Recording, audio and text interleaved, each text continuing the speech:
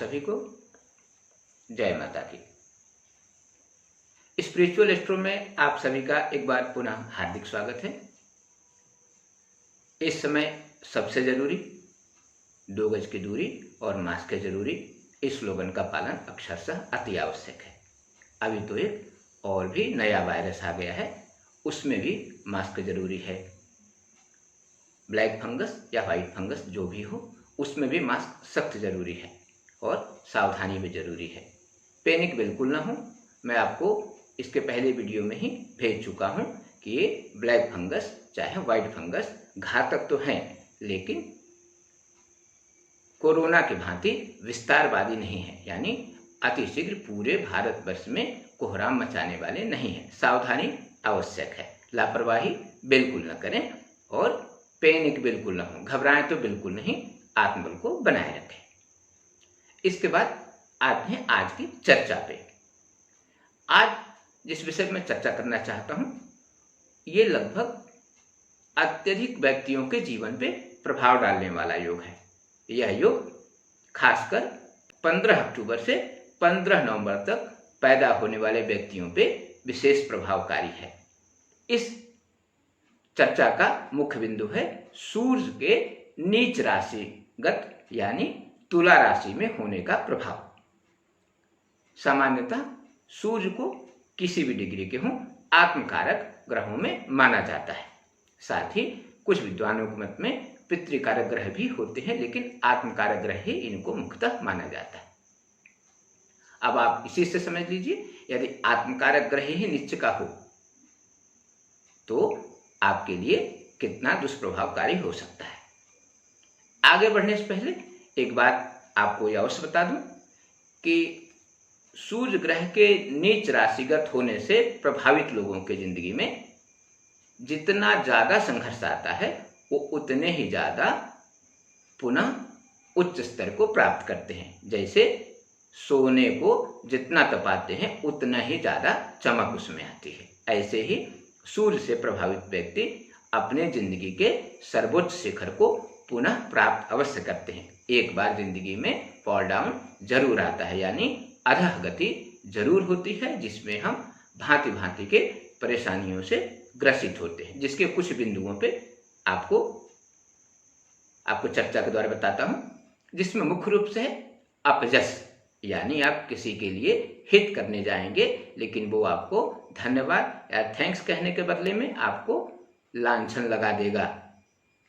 यदि आप किसी के लिए अच्छा भी कर रहे हैं, यानी आप ऐसे कह सकते हैं कि हवन करते हाथ जल जाए, वो स्थिति तुला राशि में सूर्य का प्रभाव होता है, जिनके कुंडली में सूर्य खास प्रभाव डालते हैं। दूसरा प्रभाव ये होता है कि आप किसी भी नौकरी में हो, किसी भी उच्च स्तर के नौकरी में हो, आपको नौकरी में बाधा अवश्य आती है। जैसे सो कॉज नोटिस यानी कारण बताओ नोटिस, या आपका सस्पेंशन हो जाए, निलंबित हो जाए आप, या आपको टर्मिनेट कर दिया जाए, यानी आप बर्खास्त हो जाएं, यानी बर्खास्तगी का सामना आपको करना पड़े। कई बार तो नीच राशि के सूर्य का प्रभाव ये होता है कि व्यक्ति को अनावश्यक रूप से जेल जाना या कम से कम प्राथमिकी दर्ज, यानी कम से कम FIR दर्ज तो होता ही है। बाद में भले ही व्यक्ति वाइज्जत बरी हो जाए, यानी कहीं न कहीं कानूनी दाव पेचों से भी व्यक्ति को 2-4 होना ही पड़ता है। इसके साथ ही आप अपने पारिवारिक जीवन में भी, परिवार के लिए भी यदि कुछ करते हैं तो शायद उसका आपको आंशिक धन्यवाद ही मिलता है। आपके किसी कर्मों को राजनीतिक हो चाहे सामाजिक हो, या आप राजनीति में कितने भी त्याग के साथ आगे बढ़ें, अपना खुद का धन व्यय कर दें, लेकिन अपजस या लांछन आपके साथ लगा ही रहेगा। सार्वजनिक जीवन के साथ ही सामाजिक जीवन में भी आप अपने परिवार, अपने समाज के लिए कितना भी आप अच्छा कल्याण करें, लेकिन सब कहेंगे ये सब चंदे का चमत्कार है, यानी आपके ऊपर ये लांछन होगा कि आप धन संचय स्वयं के लिए कर रहे हैं, न कि समाज और परिवार के लिए। इसके साथ ही अब इस पर चर्चा करते हैं कि इसकी संभावना कब होती है। सामान्यतः सूर्य तुला राशि में हो तो नीच राशि के होते हैं, लेकिन उसका विशेष प्रभाव व्यक्ति के जीवन पर कब पड़ता है। तो एक बात जान लीजिए, जब भी सूर्य गोचर में पुनः तुला राशि में आए, यानी अपनी नीच राशि में, और ये कब होती है, लगभग 15 अक्टूबर से 15 नवंबर, 1-2 दिन आगे पीछे हो सकता है, इसका विशेष ख्याल रखें, लेकिन मुख्यतः 15 अक्टूबर से 15 नवंबर, कभी कभी 16 या 17 नवंबर भी हो सकता है। इस अवधि में आपको विशेष प्रभाव पड़ सकता है। इसके 1-2 उदाहरण मैं आपको बाद में दूंगा, जिसमें 1-2 बहुत बड़ी हस्तियों के जीवन में ऐसा लांछन और ऐसे अपमानित, जेल यात्रा आदि का योग बना है कि आप सुन के आश्चर्यचकित हो जाएंगे। तो पहली बात कि सूर्य का नकारात्मक प्रभाव 15 अक्टूबर से 15 नवंबर तक विशेष पड़ता है। और जिनकी जन्मतिथि आप बिना कुंडली देखे भी समझ सकते हैं, यदि आपकी जन्मतिथि 15 अक्टूबर से 15 नवंबर के बीच है तो आप भी इस प्रभाव से ग्रसित हैं।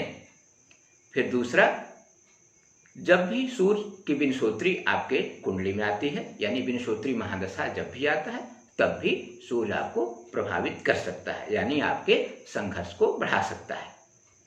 इसके साथ ही किसी अन्य पापग्रह के विंशोत्तरी में भी यदि सूर्य का अंतर्दशा, प्रत्यंतर दशा या सूक्ष्मांतर दशा यदि चल रही हो तो भी आपको अपना प्रभाव सूर्य अवश्य दिखाते हैं, यानी आपको परेशानियों से, प्रपंचों से और अपयश के माध्यम से आपको प्रताड़ित कर सकते हैं या परेशान कर सकते हैं।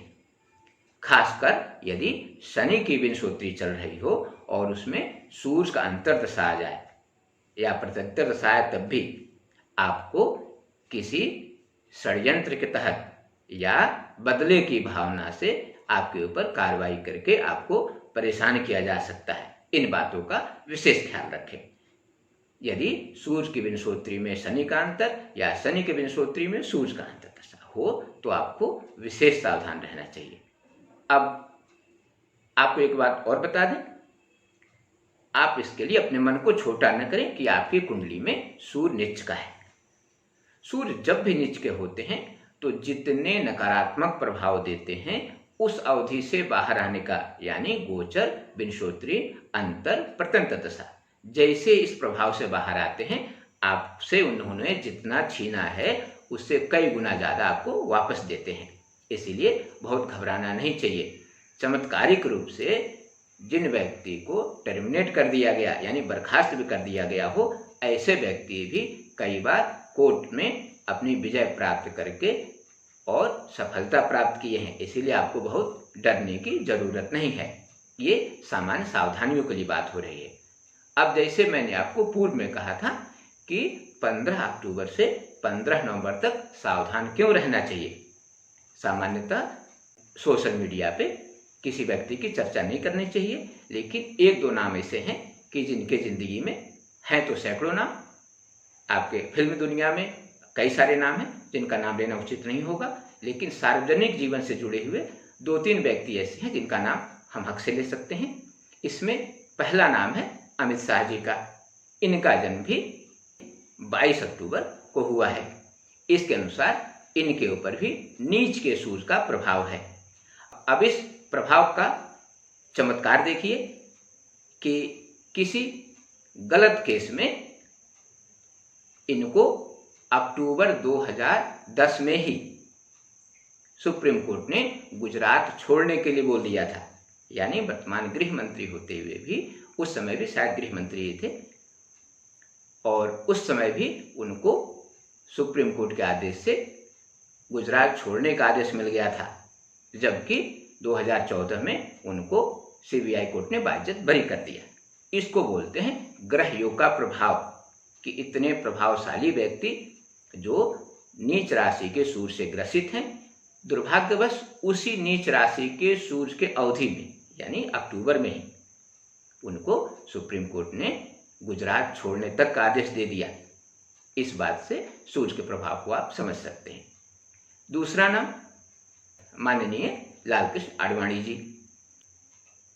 उनके भी जीवन में अक्टूबर का महीना एक बार बड़ा संघर्ष लेके आया। जब वो रथ यात्रा कर रहे थे तो 24 अक्टूबर को ही बिहार में उनको अरेस्ट कर लिया गया था और उनकी रथ यात्रा बाधित हो गई थी। आप इसी से समझ सकते हैं कि 15 अक्टूबर से और 15 नवंबर तक सूर्य का प्रभाव कितना नकारात्मक हो सकता है।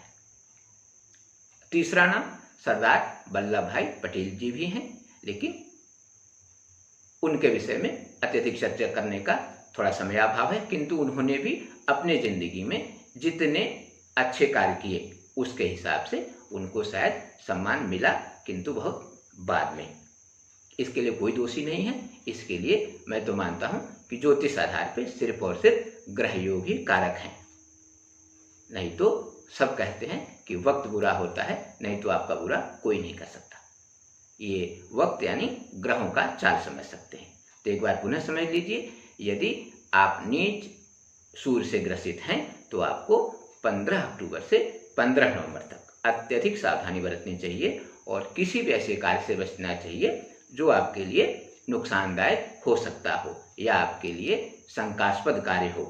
इससे अवश्य बचें, आपकी जिंदगी में समस्याएं बहुत कम आएंगी। अब आपसे चर्चा करते हैं, यदि आप सूर्य ग्रह से प्रभावित हैं यानी नीच सूर्य से प्रभावित हैं तो आपको किन किन उपायों के माध्यम से अपने नकारात्मक प्रभाव को सकारात्मक बनाना है। यानी जैसे कि इन सभी व्यक्तियों ने अपने जिंदगी के संघर्ष को पार करके सर्वोच्च शिखर को प्राप्त किया है, वैसे भी आप भी कौन सा उपाय करके पुनः अपने जिंदगी के सर्वोच्च शिखर को प्राप्त कर सकते हैं। तो अब चर्चा करते हैं कि आपको क्या क्या उपाय करना चाहिए। सबसे पहला उपाय, आपको तांबे के लोटे में जल, गुड़, लाल फूल, अक्षत, सुपारी और यदि संभव हो सके तो तांबे का सिक्का, ये सबको रखकर गायत्री मंत्र से या ओम घृणे सूर्याय नमः या एक और मंत्र है, यदि आप उसको नोट कर सकते हैं तो कर लें, ओम एहि सूर्य सहस्रांशो तेजो राशि जगतपते अनुकंपय मां भक्त्या गृहाणार्घ्यम दिवाकरः। इस मंत्र से भी आप सूर्यार्घ्य दे सकते हैं। उसको 3 बार में देना, एक बार फिर पुनः और फिर तीसरे बार में संपूर्ण जल को छोड़ देना है आपको और थोड़ा सा टीका भी अवश्य लगाना है आपको। इससे आपकी जिंदगी की लगभग सारी बाधाएं दूर हो जाएंगी और नकारात्मक सूर्य आपके लिए सकारात्मक प्रभावकारी हो सकता है।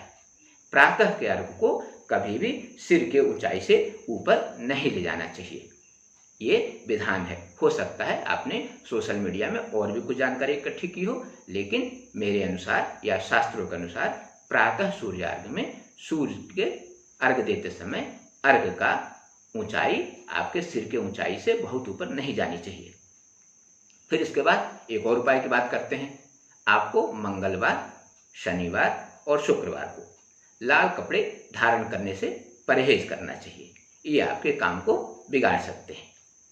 इसके साथ ही आप यदि पूजा पाठ के लिए समय निकाल पाते हो या इस पर विश्वास करते हो तो ओम ह्रां ह्रीं ह्रौं सः सूर्याय नमः, इस मंत्र का आपको 1 माला जब अवश्य करना चाहिए। यह मंत्र बड़ा लगता हो तो ओम घृणे सूर्याय नमः, इस मंत्र का भी आप जब कर सकते हैं। यदि आप सूर्य के सारे कष्टों से मुक्त होना चाहते हैं तो कम से कम 144 दिन आपको ये सब करना चाहिए।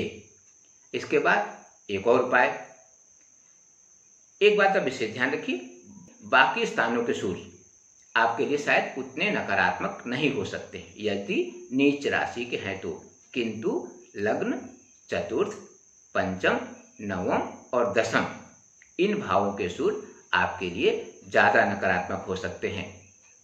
इसमें यदि लग्न के सूर्य हों तो आपको अपमानित, अपजस आदि से ग्रसित करा सकते हैं। यदि चतुर्थ भाव के सूर्य हों तो आपको सुख संपदा की कमी हो सकती है। पंचम भाव के सूर्य आपके शिक्षा, स्वास्थ्य और आपके संतान पक्ष को भी बाधित कर सकते हैं। नवम भाव के आपके भाग्य को बाधित कर सकते हैं और दशम भाव के आपके नौकरी या रोजी रोटी को छीन सकते हैं। इसीलिए जब भी इन भावों में सूर्य हों और नीच के हों तो आपको थोड़े विशेष उपाय करना चाहिए। इसके लिए आपको सूर्य के वैदिक मंत्र का ध्यान रखें। तांत्रिक मंत्र अलग है, वैदिक मंत्र अलग है, पौराणिक मंत्र अलग है और बीज मंत्र भी अलग होता है। किंतु आपको कोशिश करना है किसी अच्छे विद्वान से सूर्य के वैदिक मंत्र से 7000 जप और उसका दशांश हवन, खासकर मदार की लकड़ी यानी जिसको अर्क भी बोलते हैं या आपके स्थानीय भाषा में कुछ और भी कह सकते हैं, लेकिन सामान्य भाषा उसका मदार है, अकौआ है, आख है, इन नामों से इनको जाना जाता है। मदार की लकड़ी और शुद्ध घी, इनसे उसका दशांश हवन करवाएं और तर्पण मार्जन भी अवश्य करवाएं। यदि वैदिक मंत्र से करने वाले कोई योग्य व्यक्ति न मिले तो आप सूर्य के तांत्रिक मंत्र यानी ओम घृणी सूर्याय नमः, इस मंत्र का 7000 नहीं, 7 का 4 गुना यानी 7 चौक 28,000 जप और उसका दशांश हवन मदार की लकड़ी और घी से अवश्य करवाएं। आपके जीवन की सारी व्याधाएं, सारी व्यवधान और सारी व्याधियां सब नष्ट हो जाएंगी और आपको अपने जिंदगी में संघर्षों के बाद अति उच्च कोटि की सफलता अवश्य प्राप्त होगी। इसके बाद एक और भी ध्यान रखें, यदि आप ये सब नहीं कर पाते हैं तो रवि पुष्य मुहूर्त यानी जब भी रविवार को पुष्य आता है उसको रवि पुष्य मुहूर्त कहा जाता है। इस मुहूर्त में श्वेतार्क मदार 2 प्रकार के होते हैं, एक जिसमें श्वेत पत्ते होते हैं और फूल भी सफेद होता है, उसको श्वेतार्क बोलते हैं। श्वेतार्क के जड़ को रविवार के दिन जब पुष्य नक्षत्र पड़े तो उसको खोद कर निकाल लें और ओम घृण सूर्याय नमः से अभिमंत्रित करके लाल रुमाल में उसको बांधकर हमेशा अपने पास रखें। शुद्धि का ध्यान अवश्य रखें। यदि आप लघु शंका वगैरह जाते हैं तो हाथ धुलकर ही जेब में हाथ डालें, नहीं तो अशुद्धि की संभावनाएं बनी रहती है। यदि इसके साथ ही आप आदित्य हृदय स्तोत्र आप आई बटन दबा के आप इस पर देख भी सकते हैं, ये पहले से अपलोडेड है। चाहे आप मार्केट से इसका किताब मिल जाता है, उसको ला के पढ़ सकते हैं। अन्य विक्स के माध्यम से यदि आपके पास उपलब्ध हो, जैसे भी उपलब्ध हो, आप आदित्य हृदय स्तोत्र का पाठ या श्रवण, यानी आप पाठ नहीं कर सकते हैं तो सुनिए अवश्य। आपकी सूर्य से जनित सारी बाधाएं दूर होंगी और शायद आपको अपमान की जगह सम्मान मिलने लगे। इसके साथ ही यदि आप सक्षम हो तो 12 सेट पंचपात्र के, पंचपात्र तांबे के मिलते हैं, 12 सेट पंचपात्र एक एक करके 12 रविवार तक आपको उसमें जल भरकर और अपने नेत्रों से स्पर्श कराकर, दाहिने नेत्र से या हो सके तो दोनों नेत्रों से संपर्क कराकर यानी स्पर्श कराकर उसको किसी उचित व्यक्ति को दान दे देना है। ये ध्यान रखें, पंचपात्र को बिना जल भरे नहीं देना है, या तो जल भरे या लाल अन्न भर के ही दान दें। और दान देने का मंत्र भी वही है, ओम घृणी सूर्याय नमः। इससे आपकी सारी बाधाएं दूर होंगी। यदि केस मुकदमे की स्थिति भी आ गई है तो शायद वो भी न होगी, यदि हो गई है तो आपको विजय श्री अवश्य प्राप्त होगी। एक आखिरी और सबसे आसान उपाय, इन उपायों के साथ ही यदि आप लाल अन्न, लाल वस्त्र, लाल फल इनका यदि दान करते हैं प्रति रविवार को तो शायद आपके जीवन की कष्ट या कठिनाइयां अपने आप कम हो जाएंगी। एक बात और ध्यान रखें, जिनका भी सूर्य नीच का हो उनके लिए रविवार को तेल, मध्यमांश, क्षौर क्रिया, एक इसके लिए श्लोक भी है कि रविर तैले मध्यमांशादि एवं क्षौर क्रियादिषु, यानी ऐसे व्यक्तियों को रविवार को तेल लगाने से बचना चाहिए, खासकर सरसों का तेल। मध्यमांश यानी आपको मदिरा पान नहीं करना चाहिए और मांसाहार नहीं करना चाहिए। इसके साथ ही क्षौर क्रिया यानी दाढ़ी, मूछ और बाल भी नहीं कटवाने चाहिए। यदि आप इनसे बचे रहे तो शायद आपको बिना किसी उपाय के भी बहुत राहत रहेगी। यदि उपरोक्त उपाय के साथ ही इसका भी ख्याल रखें तो अति शीघ्र 12 के गुणित में 12 दिन, 12 हफ्ते या 12 महीने में आपके सारे कष्ट अवश्य दूर होंगे। बस इनमें से उपरोक्त बताए गए उपायों में से जो भी आपके लिए आसान हो इसको अवश्य करिए। और एक बात ध्यान रखिए, नीच राशि के सूर्य सिर्फ एक बार संघर्ष लाते हैं, बार बार जिंदगी को संघर्षपूर्ण नहीं करते हैं, लेकिन वो संघर्ष स्थान के हिसाब से अत्यधिक कष्टकारी या थोड़ा कष्टकारी हो सकता है। इसीलिए एक रूप में न लें कि आपका सब कुछ चला जाएगा, बिल्कुल ऐसा न सोचें। लेकिन सकारात्मक भाव ये है कि आप जितना खोते हैं उससे ज़्यादा आपको पुनः प्राप्त होता है। यदि उपरोक्त उपायों को आप करते रहेंगे तो खोने की मात्रा भी बहुत कम होगी, यानी आप सारे कष्टों को आसानी से सह सकते हैं या उनका मुकाबला बड़े मजबूती के साथ कर सकते हैं। इसी के साथ ये ध्यान रखिए, डरने के लिए आपको नहीं बताया गया है, आपको इसीलिए बताया गया है कि आप इन उपायों के माध्यम से संघर्ष कर सकें और अपने आप को मजबूत बनाए रखें। क्योंकि यदि आपको पहले से पता है कि आगे खतरा है तो आप गाड़ी सावधानी से चलाएंगे। इसी प्रकार आपको यदि पता है कि आपके साथ सूर्य के नीच होने से कुछ गलत हो सकता है तो आप कुछ सावधानियां रखेंगे और शायद गलत होने की मात्रा बहुत ही न्यूनतम हो। तो अपना ध्यान रखिए। धन्यवाद।